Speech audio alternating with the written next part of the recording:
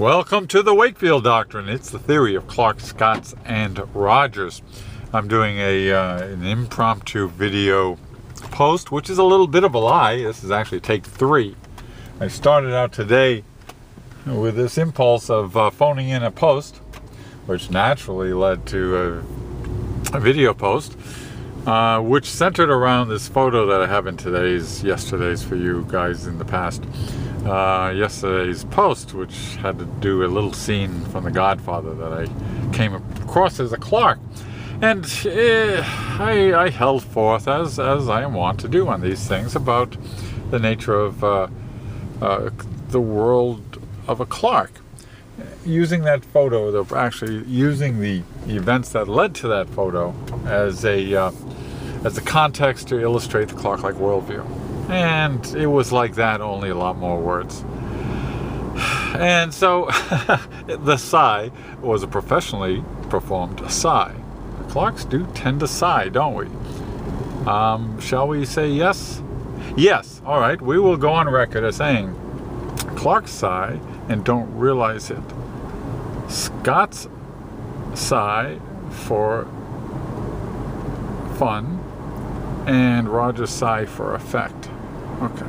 And for all of you new readers and listeners, that cryptic, nonsensical little collection of things, descriptions of Clark, Scott, and Rogers, could be backwards engineered from the Wakefield Doctrine itself. The way you would do that kind of thing, you would take this statement. If we ever have a doctrine book, which someday we should have, you take that phrase, Clark just said, Rogers sigh for effect, and Clark sigh, but don't tell themselves.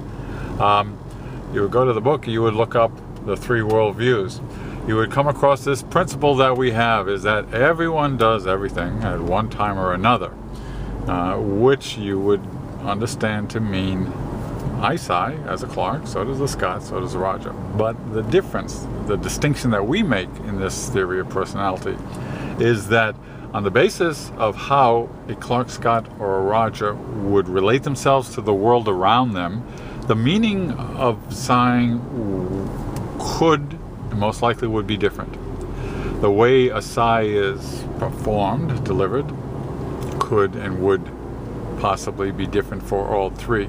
All because of that statement, how a person relates themselves to the world around them. Key concept here at the Doctrine. It isn't just how you relate to the world. It's how you relate yourself to the world. So that's the business of sighing. And it was a lot of that only for 10 minutes. So I'm trying to, in part of it, some of the parts of the post I liked. It usually happens. And those sections usually show up like the last quarter of the post. So I'll try to jump to them. I don't know, I won't. And I'm this close to actually deciding to post this thing, jumbled up video post as it is, because I'm frustrated with my current phase of limited ability to present the Wakefield Doctrine to the world at large in a way that a wider and wider audience can respond to. I've always maintained that we get special people here. We do. With abilities to read and imagine, to take concepts and apply them, that's what we have.